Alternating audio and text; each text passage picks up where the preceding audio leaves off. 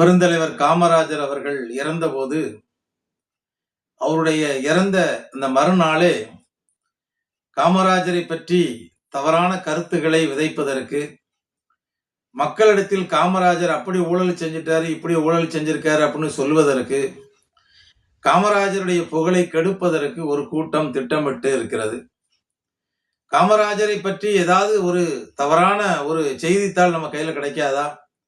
அவர் எங்கேயாவது ஒரு தவறு செய்த ஒரு பேப்பர் நம்மகிட்ட இருக்காதா ஆதாரத்திற்கு என்று தேடிய கூட்டங்கள் உண்டு. இதை பற்றி ஐயா பழநெடுமாறன் அவர்கள் எழுதிய ஒரு புத்தகத்தில் மிக அழகாக குறிப்பிட்டிருக்கிறார்கள். பெருந்தலைவர் காமராஜர் அவர்களுடைய நேர்முக உதவியாளராக இருந்தவர் வெங்கட்ராமன் அவர்கள். இந்த வெங்கட்ராமன் அவர்களிடத்தில் பெருந்தலைவர் காமராஜர் அவர்கள் தனக்கு வருகின்ற கடிதங்கள், மனுக்கள் எல்லாமே படிச்சுட்டு இதுக்கெல்லாம் பதில் எழுதணும், இதெல்லாம் இந்த மனெல்லாம் பத்திரப்படுத்தி வைக்கணும் அப்படின்னு சொல்லி அங்க அவருக்கு வருகின்ற கடிதங்கள், மனுக்கள் எல்லாத்தையுமே தனித்தனியா வைப்பதற்கென்று ஒரு அறையை ஒதுக்கி, அந்த அறையினுடைய சாவி ஐயா வெங்கட்ராமன், அதாவது நேர்முக உதவியாளராக இருந்த வெங்கட்ராமன் அவர்களிடம் இருக்கும். பூட்டிட்டு போகும்போது ஐயா வைரவன் அவர்களிடத்துல அந்த சாவியை கொடுத்துட்டு போயிடுவாங்க. இப்படித்தான் ஒரு வழக்கமாக நடைபெற்று இருந்திருக்கு. காமராஜர் இறப்பதற்கு கிட்டத்தட்ட ஒரு மாத காலத்திற்கு முன்பு ஐயா பழநெடுமாறன் அவர்கள் காமராஜரை பார்ப்பதற்காக போயிருக்காங்க. அப்போ காமராஜரை பார்க்கின்ற வேளையில் அவரை வேற 2 பேர் பார்த்துக்கிட்டு இருக்கும்போது, நேர்முக உதவியாளராக இருந்த வெங்கட்ராமனுடைய அறைக்கு பழநெடுமாறன் அவர்கள் போயிருக்கிறார்கள். அங்க போய் பார்க்கும்போது அங்கங்க ஃபைல்கள்லாம் அங்கங்க இருந்திருக்கு, நிறைய கடிதங்கள் அடுக்கி வைக்காம இருந்திருக்கு. அப்போ அவர்கிட்ட கேட்டிருக்காங்க, என்ன இதெல்லாம் இப்படி இருக்கு, கடிதங்கள்லாம் இப்படி இருக்கு, எல்லாம் ஒதுங்க வச்சு அங்கங்க நம்ம எல்லாம் சீர்படுத்தி சரியாக வைத்து விடுவோமா அப்படின்னு சொல்லி கேட்டிருக்காங்க. பழநெடுமாறன் அவர்கள் கேட்டதுக்கு இணங்க வெங்கட்ராமன் அவர்களும் சரி நம்ம 2 பேருமே சேர்ந்து இதை செஞ்சிடலாம், இது ஐயாவுக்கு வந்த கடிதங்கள், இது ஐயாவுக்கு வந்த மனுக்கள், இது அப்படின்னு சொல்லி பிரிச்சு நம்ம எடுத்து வச்சிருவோம். ஏனென்றால் காமராஜர் அவர்கள் உலகத் தலைவர்களோடு நெருங்கி பழகியவர், உலகத் தலைவருடைய நட்பை பெற்றவர், மதிப்பும் மரியாதையையும் பெற்றவர். அகில இந்திய காங்கிரஸ் கட்சியினுடைய தலைவராக இருந்த காரணத்தினால் பெருந்தலைவர் காமராஜர் அவர்களுக்கு இந்தியா முழுவதும் இருக்கின்ற பல முக்கிய நபர்கள் காமராஜர் அவர்களுக்கு நெருங்கிய நண்பர்களாக இருந்திருக்கின்றார்கள். நேருவோடு நெருங்கிய நட்பு இருந்த காரணத்தினால் இன்னும் பல தலைவர்கள் காமராஜரோடு நெருங்கிய நட்பை வைத்திருந்திருக்கிறார்கள். இப்படி ஒவ்வொருத்தரும் எழுதக்கூடிய கடிதங்கள், பொதுமக்களுக்கு கொடுக்கிய மனுக்கள், இதெல்லாம் அங்கங்கே பிரித்து வைக்கிறதற்கான முயற்சியை ஐயா பழநெடுமாறன் அவர்களும் காமராஜருடைய நேர்முக உதவியாளராக இருந்த வெங்கட்ராமன் அவர்களும் ஈடுபட்டு இருக்கிறார்கள். இந்த மனுக்களை எல்லாம் சீராக அடுக்கி வைக்கின்ற போது ஒரு சில மனுக்களை பழநெடுமாறன் அவர்கள் லேசா அப்படி படிச்சு பார்த்துட்டு அப்படி அடுக்கியிருக்காங்க. இந்த மாதிரி நடந்திருக்கு. இப்ப பழநெடுமாறன் அவர்கள் சொல்லியிருக்கிறார்கள், ஐயா அவர்களுக்கு மாபெரும் தலைவர்கள் எல்லாம் கடிதங்கள் எழுதியிருக்கிறாங்க, இதெல்லாம் நம்ம பத்திரமா பாதுகாத்து வைக்கணும், இதெல்லாம் வரக்கூடிய காலகட்டங்கள்ல இதெல்லாம் மிகப்பெரிய ஒரு பொக்கிஷம். ஏன்னா வெளிநாட்டிலிருந்து வந்த தலைவர்கள், வெளிநாட்டு தலைவர்கள் எல்லாம் ஐயாவுக்கு கடிதம் எழுதியிருக்காங்க, அதெல்லாம் பத்திரமா வைக்கணும் அப்படின்னு சொல்லி ஒவ்வொரு ஃபைலையும் ஒவ்வொரு இடத்துல அடுக்கி வைத்திருக்கிறார்கள். ஒரு குறிப்பிட்ட நாட்களுக்கு பிறகு பெருந்தலைவர் காமராஜர் அவர்கள் திடீரென்று இறந்து விடுகிறார்கள். காமராஜர் இறந்த உடனே யாருக்கும் ஒன்றும் புரியல, என்ன திடீர்னு ஐயா நேற்று பார்த்திருக்கோம், இன்னைக்கு ஐயா இறந்துட்டாங்கன்னு செய்தி கேட்டு ஐயா பழநெடுமாறன் அவர்கள் மிகுந்த மன வேதனையோடு செல்லுகின்றார்கள். காமராஜருடைய உடல் எரிக்கப்பட்டு அவருடைய அஸ்தியானது கரைப்பதற்கு ஐயா பழநெடுமாறன் அவர்களுடைய தலைமையில ஒரு டீம் பழனிக்கு செல்கிறார்கள். போகின்ற போது வெங்கட்ராமன் அவரிடத்தில் பழநெடுமாறன் சொல்லுகிறார்கள், நான் ஐயாவுடைய இந்த அஸ்தியை பழனியில கொண்டு கரைச்சிட்டு வந்துருந்தேன், வந்ததுக்கு அப்புறமா அந்த மனுக்கள் ஐயாவுக்கு வந்த கடிதங்கள்லாம் நம்ம பத்திரப்படுத்தி வைக்கணும், ஏன்னா அதெல்லாம் மிகப்பெரிய பொக்கிஷங்களா இருக்கு, வரலாற்று சிறப்புமிக்க தலைவர்கள் எல்லாம் ஐயாவுக்கு கடிதம் எழுதியிருக்காங்க, வரக்கூடிய தலைமுறைகள் தெரிந்து கொள்ள வேண்டும், அதெல்லாம் பத்திரப்படுத்தி வைக்கணும் அப்படின்னு சொல்லிட்டு பழனிக்கு சென்றிருக்கிறார்கள். பழனிக்கு போயிட்டு வந்த உடனே மீண்டும் ஒரு நாள் ஐயாவுடைய வீட்டுக்கு, காமராஜருடைய வீட்டுக்கு ஐயா பழநெடுமாறன் அவர்கள் செல்கிறார்கள். அங்கு வைரவன் மட்டும் இருக்கிறார்கள்.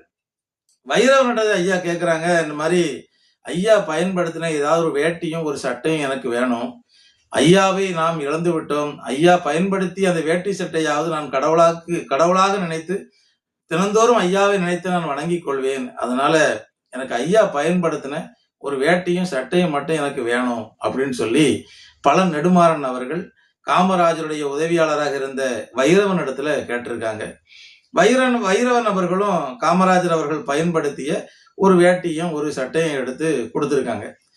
மறுநாள் ஐயாவுடைய அலுவலகத்திற்கு சென்று ஐயாவுடைய கோப்புகளை எல்லாம், ஐயாவுடைய ஃபைல்களை எல்லாம் எடுத்து எல்லாம் சரிப்படுத்தி வச்சு எல்லாம் பாதுகாக்கணும் அப்படின்னு சொல்லிட்டு மீண்டும் ஐயா பழ நெடுமாறன் அவர்கள் சென்று இருக்கிறார்கள். அங்கு வெங்கட்ராமன் அவர்களை இல்லை. அப்போ ஐயா வைரவனிடத்துல கேட்கறாங்க, இந்த ரூம்பு சாவி வேணும், ஐயாவுடைய ஃபைல்லாம் நம்ம பாதுகாப்பா எடுத்து வைக்கணும் அப்படின்னு சொல்லி கேட்டபோது வைரவன் அவர்கள் சற்று மனம் தளர்ந்து அழுதிருக்கிறார்கள்.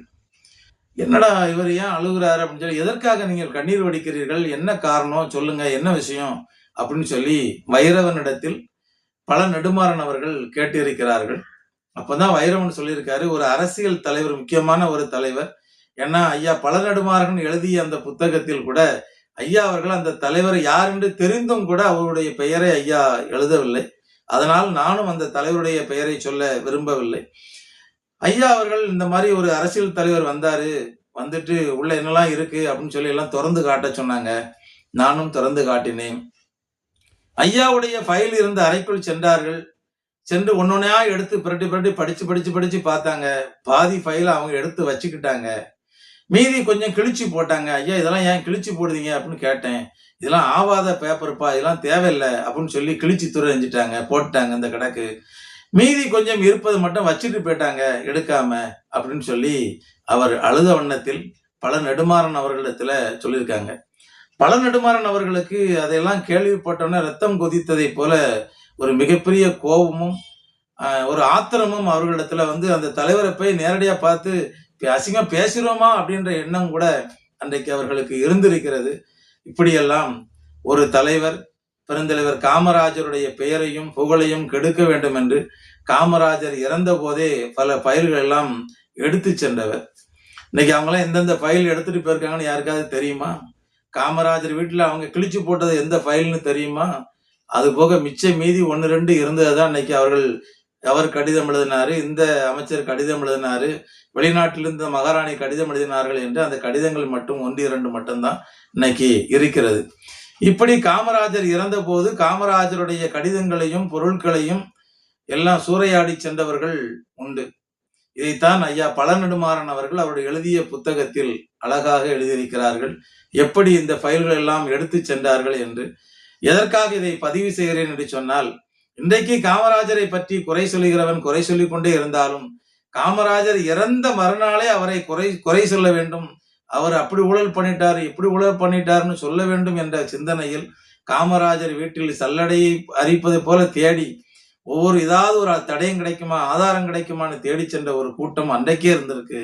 அதனால காமராஜருடைய புகழையும் பெயரையும் பாதுகாப்பது நம்முடைய நாடார்களுடைய கடமையாக அதை நினைத்து நாடார் சங்கங்கள், நாடார் வாலிபர்கள், இளைஞர்கள் நாம் காமராஜருடைய பெயரையும் புகழையும் பாதுகாப்பதற்கு முன்வர வேண்டும்.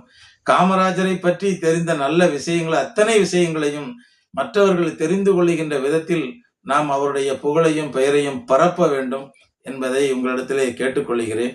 பெருந்தலைவர் காமராஜர் அவருடைய புகழை உலகம் இருக்கும் வரை யாரும் அழித்துவிட முடியாது என்பதை சொல்லிக் கொள்கின்றேன். நன்றி, வணக்கம்.